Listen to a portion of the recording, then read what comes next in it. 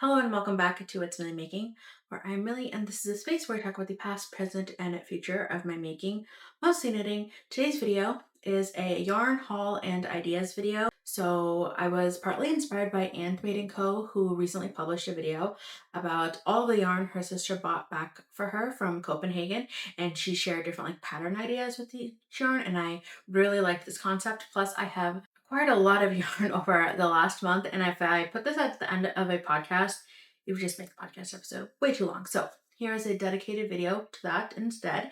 If you do not enjoy haul content, naturally this video is not for you, and I hope to see you again next time in whichever video is next, either end of the year knitting plans or another podcast episode. Yet to be determined. So this yarn is from the New Jersey Sheep and Fiber Show, a local yarn store in that area, as well as a New York City Yarn Crawl. And then at the end of the video, I also have 2 or 3 yarns that I received complimentary from yarn brands. So I will put that at the end of the video if you only want to see what I personally purchased. And I think I'll also maybe intersperse some footage from the New Jersey Sheep and Fiber Show as I get into the haul of things. So I will start off with the New Jersey Sheep and Fiber Show because that was the first acquisition. So it is a much smaller festival in comparison to Rhinebeck, but honestly, it was enough to occupy me for an afternoon, and there were still plenty of things to see and buy and a lot of sheep to pet. So it was all good with me. It happens on the Hunterdon County Fairgrounds every September. And I feel like I was emphasizing this a lot whenever I was talking about it last month on my Instagram, but I totally recommend visiting your local sheep and fiber festivals, regardless of if you have access to the bigger festivals or not, because they just have a much calmer, less hectic vibe. And honestly, when I go to Rhinebeck, I feel like it's so difficult for me to narrow down what I want because there's just an excess of everything. I have gone 2 years, I think 2 or 3, I don't remember, 2 or 3 years I have gone, and I have never gone and seen the entirety of the festival because there's just so much to see. Versus this smaller festival, I was able to visit every single vendor. I was able to see the sheepdog demonstrations. I was able to see the sheep shearing. I was able to pet some sheep. I was able to talk to the farmers about whatever sheep that they're raising. I was able to talk to the vendors. It's just a lot more accessible in that sense. Actually, because I've purchased so much yarn and my Rhinebeck sweater plans kind of fall through, I also just canceled my plans for Rhinebeck. I mean, it wasn't a big deal. It is driving distance for me. It's not like I booked a hotel or a flight or anything like that. But okay, that was my side tangent on telling you to go to your local fiber festival. And fiber festival season, I feel like lasts from the fall to the spring, because I know a lot of them are in the fall, but then some of them are in the spring as well. So if you don't have time or budget to go in the fall, maybe we'll find a local festival in the spring. Okay, so let me get to the yarn that I purchased at the festival. I only purchased one yarn this year. I have packed it away in a Ziploc bag because that is my preference for all the yarn that I purchased, but I will take one out. I'll probably insert some B-roll footage because it's getting a little dark. Here's my yarn haul from the New Jersey Sheep and Fiber Show. I bought 6 plates of this Duck Flats Farm yarn, and I don't remember exactly how heavy each of these plates are. I will probably write on the screen the weight of the plate, but I was just really, really interested and impressed to see unspun wool, locally farmed unspun wool, because I don't think I've ever seen it at a fiber show. All of the unspun wool that I've ever knit with has come from Europe. Manchalope is European. Nutiden is European. Hillesvog is European. I have never knit with, what is it? The Istex one. Is it Plutalope?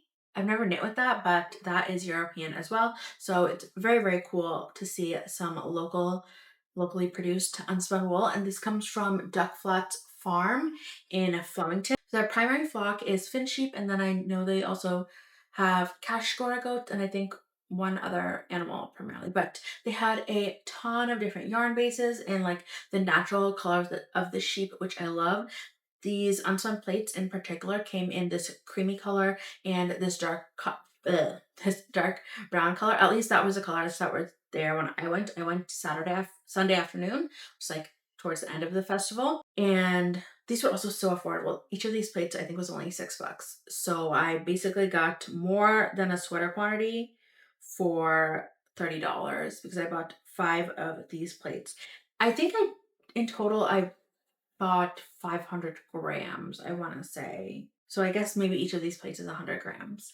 Because I know for me, when I'm knitting with unspun wool, the weight depends on how much yarn oh my god, I'm like totally spacing. How much yarn I need depends on if I'm holding it single-stranded or double-stranded. I will say with unspun wool, I always hold it with something else. I always hold it with like a lace weight, mohair, alpaca, suri, something like that, because otherwise it is so much harder to tension because it rips so easily. The other reason I bought an Access is one, it was very affordable, and number two, I am unsure on the yardage on this because obviously depending on the width of the yarn, the yardage will be different.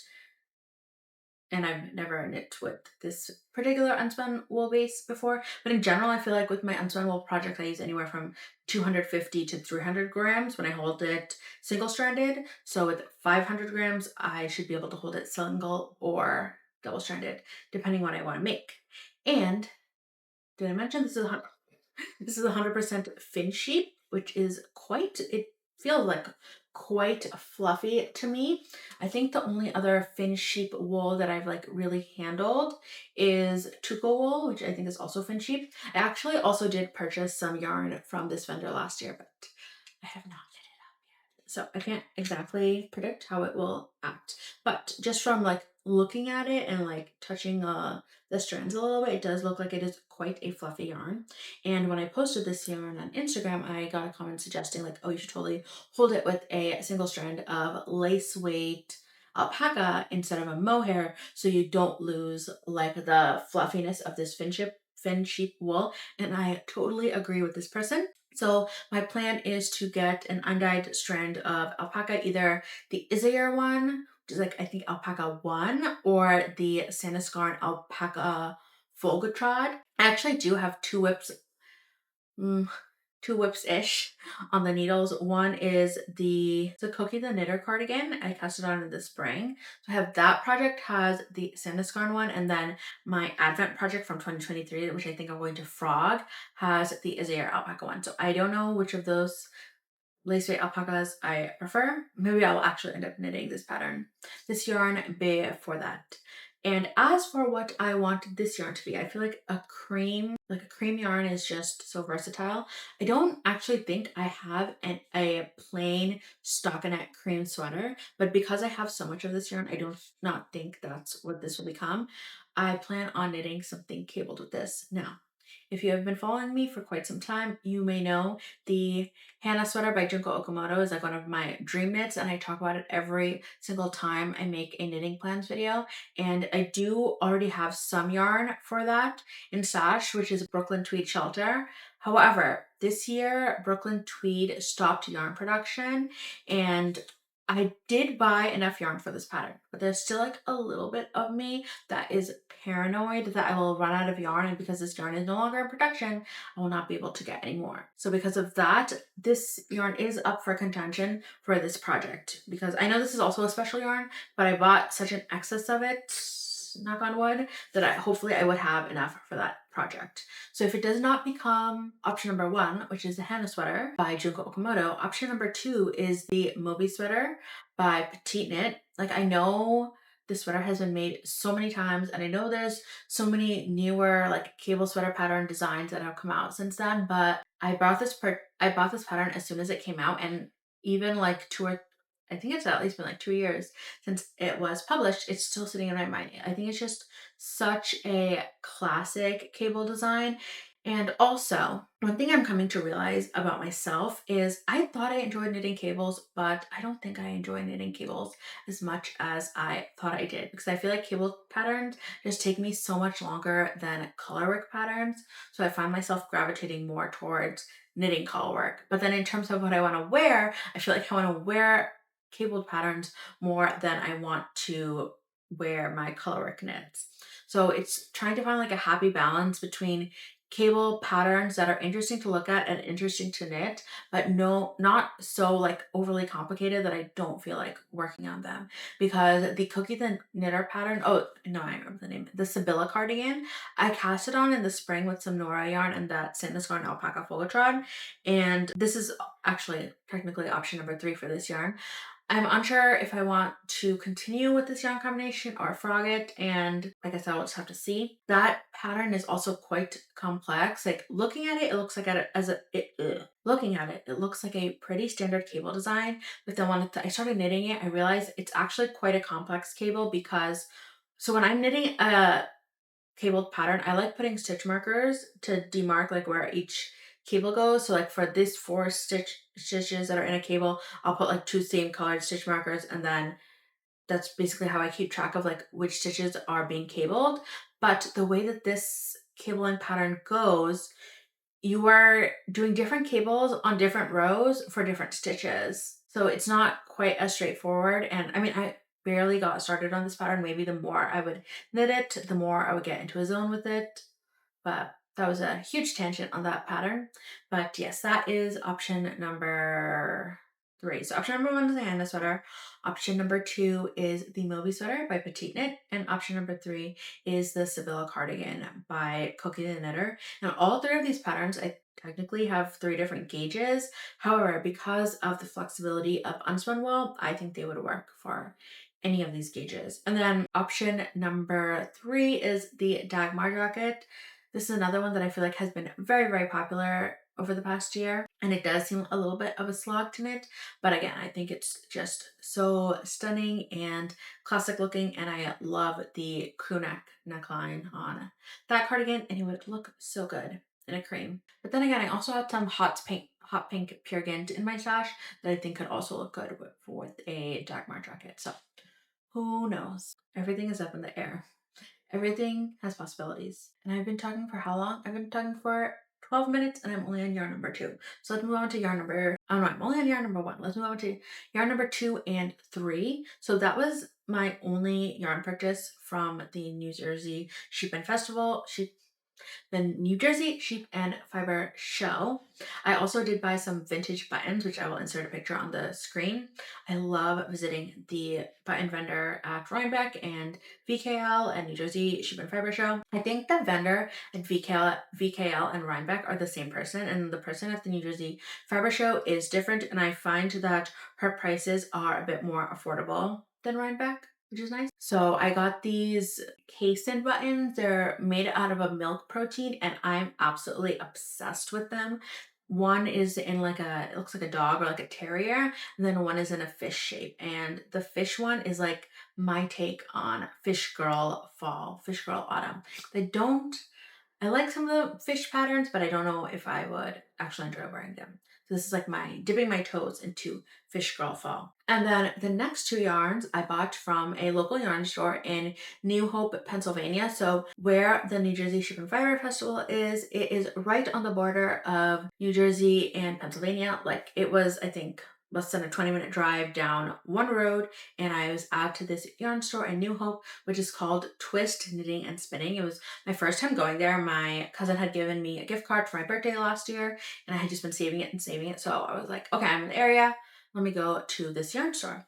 It's super cute. They have a great yarn selection. A ton of Isayer, ton of Sanduskarn. They have Harrisville design. They had, I think, Jill Draper yarns. They just had a excellent yarn selection. And before I went, I was actually looking online on their website because I love when yarn stores have their entire stock online because I like to be prepared, even if I ditch those plans once I get into the store, which is what I did because I went into their sales section and they had all their Brooklyn tweed yarn on clearance, and that is what I purchased. So here's my little yarn haul from them. So from Twist in New Hope, I got 2 sweater quantities of Brooklyn Tweed Imbue Sport. So this is an American merino wool. And I opened up one of the labels on this yarn. Okay, here it goes. I opened up one of the labels on this yarn and it has such interesting information. So this is a worsted spun 3-ply 20.5 micron fine merino, sourced, dyed, and spun in the US with a 5 3/4 to 7 stitches per inch, which I think I would knit at least sooner than that. And so it says like 100% American made, origin Nevada and Utah, scoured in Jamestown, South Carolina, dyed in Valdez, North Carolina, spun in Nazareth, Pennsylvania, and designed in Portland, Oregon. And it also explains how, so when you look at this yarn, I will again insert B-roll footage. it's not a flat color. Like there's a beautiful depth of color to this yarn, and it looks like a solid color. I don't know how to describe it aside from depth of color because it's not variegated. It is a solid color, but it's like if you had a green paint that you just squeezed out of a tube, you just had a flat green, versus if you mix like different shades of yellow and blue and a little brown and a little white and a little bread and a little red to come up with your perfect shade of green, and you would maybe not mix it 100%, so you have like those little tinges of the other color. And that's how I would describe these yarns. And they even describe that the way that they make these, so it's like 50% green, 10% teal, 20% navy, 5% red, 15% gold. So you have like all these different colors that go into making this one color. So instead of a flat color, you have this like slightly heathered color. And I think it's absolutely stunning, and it's also super, super soft. So my plans with these, I bought a sweater quantity of each color. The light blue color is called a vapor, and the darker color is called burrow. My plan is to knit 2 coordinating colorwork sweaters for my parents for Christmas. And I do have a few options in terms of patterns, and this is the point where I need to start looking at my phone. So immediately I thought of the Augustins for Hillesvåg patterns. It's a little bit confusing because her patterns are split up on Ravelry, and I don't think all of them are on Ravelry because she has her patterns, then there's the Northern Augustins patterns, and then there's the Augustins for Hillesvåg patterns. If you look up the Augustins for Hillesvåg patterns, not all of them are on Ravelry, and the one that is not under her like Ravelry designer name. Unfortunately, most of those patterns are knit at a like 16 stitch gauge, which is obviously not going to work for a sport weight yarn. But then she does have one that is knit at a 16 stitch gauge, but then that pattern is also available at a 22 stitch gauge, which I think is perfect for a sport weight yarn. And it is F Terrar #2. Please excuse my terrible pronunciation because I do not speak Danish or Norwegian or whichever language this pattern is available in.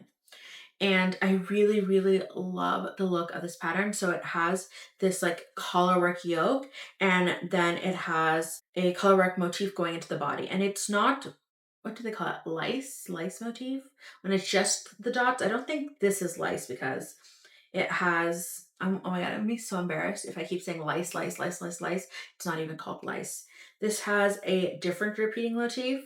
To be honest, I don't know if I'm going to continue the colorwork in the body because I purely love the colorwork yoke. So TBD if it's going to be in the body or not depends on the yarn usage, because I feel like that will require more yarn. And I am quite tight on this yarn because I purchased all that they had left. And I like that they have this pattern modeled on a man and a woman, so I can see like, okay, it would work on like either gender.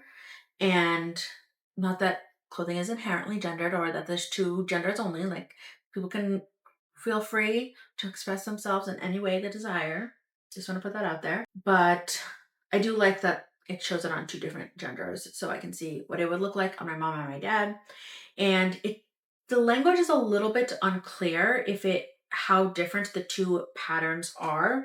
It says, please note that the lengths and yarn amounts varies between the 2 versions, whilst the general sizing, which is determined by your own actual bust circumference, does not. Check the size guide to find your size. So I'm guessing that they are more or less they are more or less the same. The only difference is the length. So maybe for the men's version, the body and the sleeves and perhaps the yoke is knit longer than the woman's version. But either way, I really, really like those 2 patterns. That is option number 1. The only reason I would not pick those options is because I would not have enough yarn. They do require a lot of yarn. The thing is, both of my parents are quite short, and last year when I knit them sweaters and I knit them to the length of the patterns, they were way too long on them. So I already know I will be knitting like the sleeves and the body on these sweaters shorter than whatever the pattern describes, especially for the male one, because my dad is quite short. So that is pattern option number 1. Pattern option number 2 is the Teti Lutzak designs. This would only be for my mom. I'm unsure if what I would knit for my dad if I pick these patterns or one of these patterns. I absolutely love Teti's designs. She is a goddess when it comes to colorwork. Her colorwork designs have like, when I look at them, I can tell that they're designed by her, but each one has a distinct feel to them and like a different shaping and different techniques. It's not like, there are some designers who are very good at what they do, without a doubt, but it kind of just looks like every single sweater is the same and it's just like they just changed up the colorwork motif, and I don't think that's the case with her designs. Like every single pattern looks very unique to me, and the two patterns of hers that I think could work with these yarns with like a sport weight yarn. First is the Helica pullover. I absolutely love this. I like how it looks like it's kind of like cascading down the yoke. I think the wide neckline is something my mom would really like. She doesn't like things that are tied up on the neck. And this also, I think, uses a little bit less yarn. Yeah, the yardage is a little bit less, so I would definitely have more yarn to use for my dad's sweater in that case. And then the second pattern from Teti that I am considering is the Brusca pullover. This again has a gorgeous colorwork yoke design that's kind of like cascading out from the neckline, and then that motif is repeated on the sleeves. The only reason I'm unsure about this pattern is I don't know if my mom would like the puffier sleeved look, but both of these patterns are stunning. This one has a 20 stitch gauge, so I might have to knit it off gauge versus the other one which has a 21 stitch gauge. And all of the patterns that I've talked about in this section are all circular yoke patterns. And then the last pattern option for both my parents is the Fitu by Belen Fernandez. Again, I really like this one because it's modeled by people of two different genders, so you get an idea of what it looks like on different body types. And the reason I picked out this one is because if for any reason if I am playing Yarn Chicken, I wouldn't have to, basically if I was playing Yarn Chicken, because this one uses 3 different contrast colors instead of only one contrast color, I could still make the sweaters coordinating, but then whichever contrast color like CC1, CC2, or CC3 uses the least, then I would use that coordinating color as that contrast color, and then bring in 2 other yarns as contrast color 1 and 2 to really stretch the yardage on these 2 yarns. So that is a plan for these Brooklyn tweed yarns. And that's everything I bought during that like New Jersey Sheep and Fiber Show weekend. Technically a day, I only went for one day. I have 2 yarns that I purchased during the New York City Yarn Crawl, which happens usually like at the end of September. I want to say it's usually like pretty close to Rhinebeck time, and all the different yarn stores in New York City participate.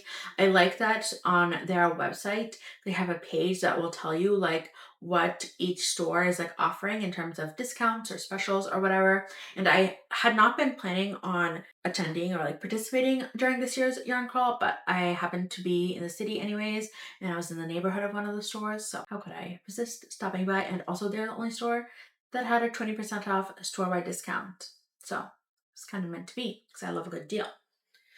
But on top of, or in addition to the 20% off discount, they also had some sale bins where certain yarns were 30 to 50% off, and I found some gems there. They also had some Lang cashmere, not the cashmere that looks like a wool, but the cashmere that's like blended with the silk and is kind of like a mohair alternative.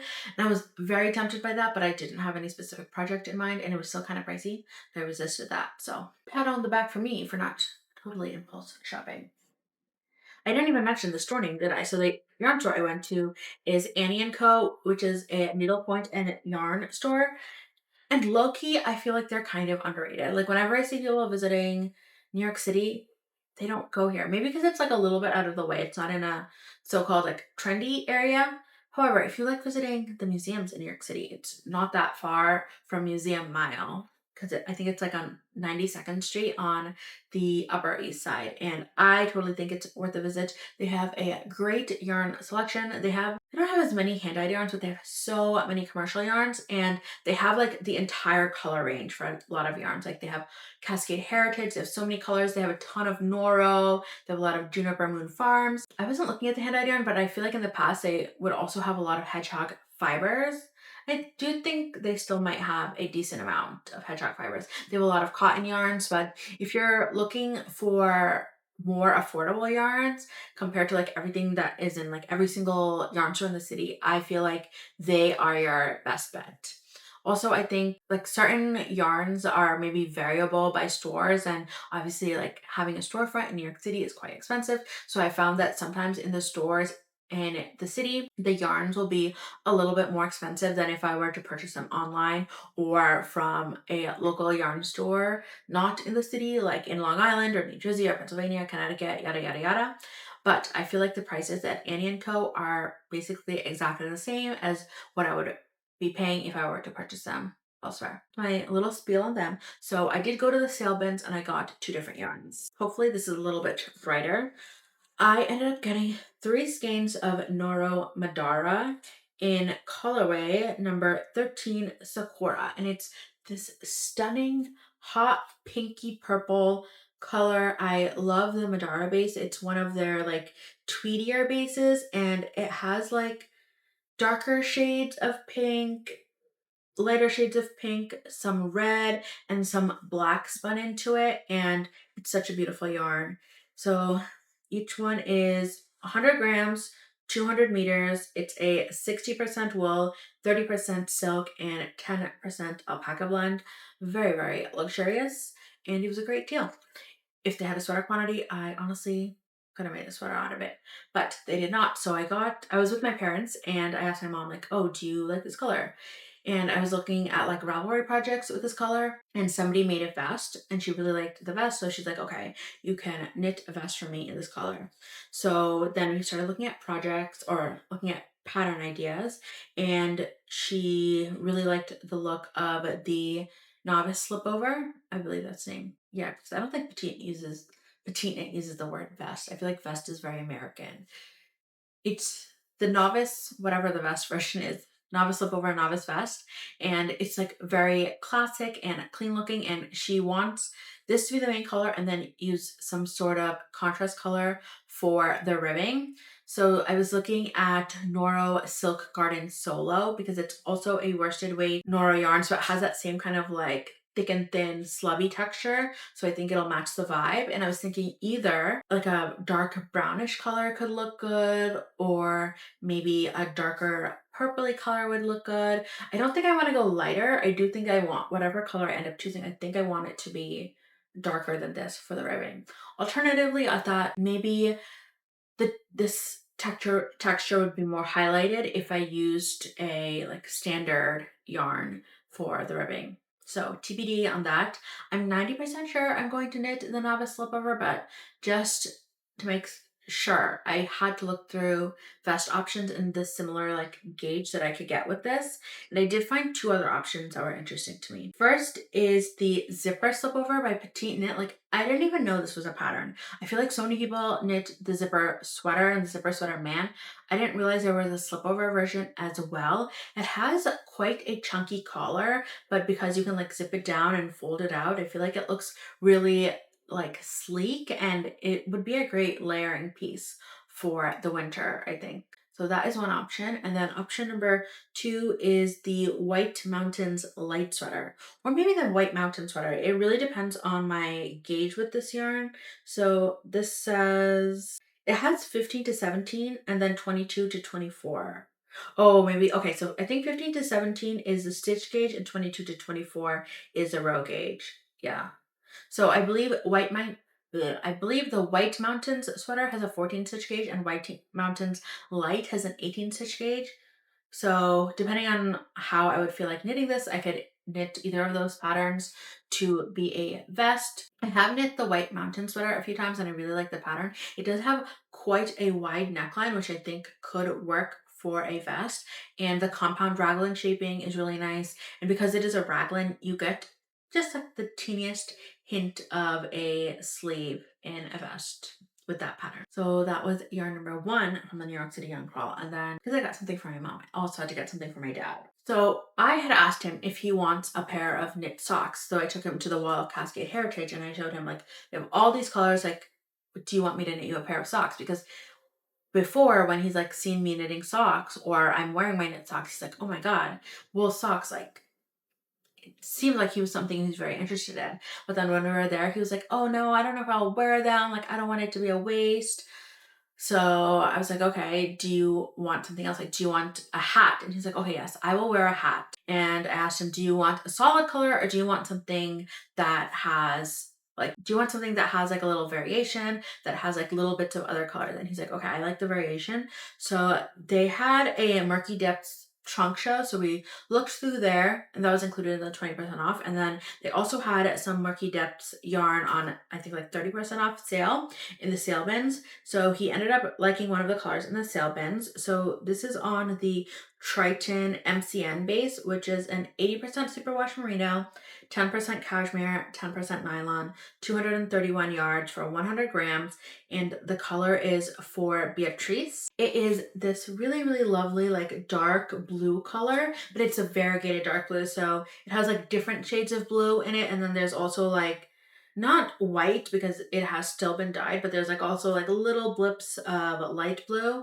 I actually haven't looked up this yarn on Ravelry, so I'm unsure how this colorway will knit up, but I think he made a good choice. I really, really like this blue, and I'm excited to knit with it because it's not a color that I know I would pick out for myself, even though like I enjoy the color as a color. And in terms of hats, I was thinking about knitting a cable top, but I don't want to run out of yarn. And I realized, even though I have knit a lot of hats, I tend to stick to the same hat patterns, like the Manhattan hat, the Oslo hat, and the 2x2 hat. So Manhattan hat by Tori Yu, Oslo hat by Petite Knit. Let me rewind. For a 1x1 hat, I tend to stick to the Manhattan hat by Tori Yu.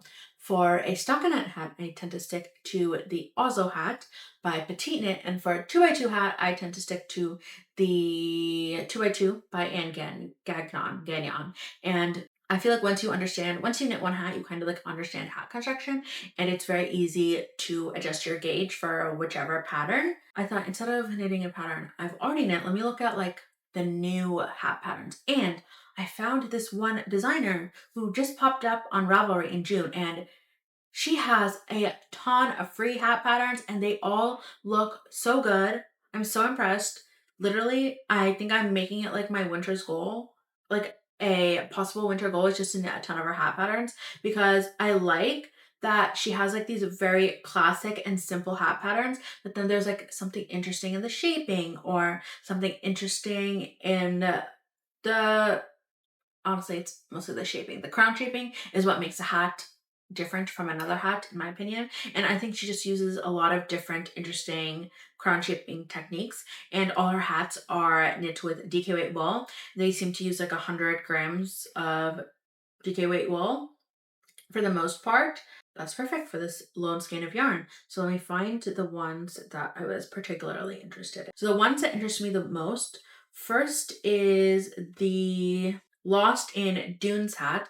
I really like that this one has a 2x2 ribbed brim, and then it goes into stockinette, and the way that the crown is shaped is very, very clean. That's something that I've realized is kind of like an ache point for me. I don't like when my crown shaping looks sloppy, and I do think one thing I can do to fix that is to go down a needle size in some of my hats. Like, I'm knitting them a little bit too loose. So I really like the crown shaping in this one, and I like that it uses 2 different stitch patterns. Another hat that I'm interested in is the, where did it go? Oh, the Rocky Trails hat.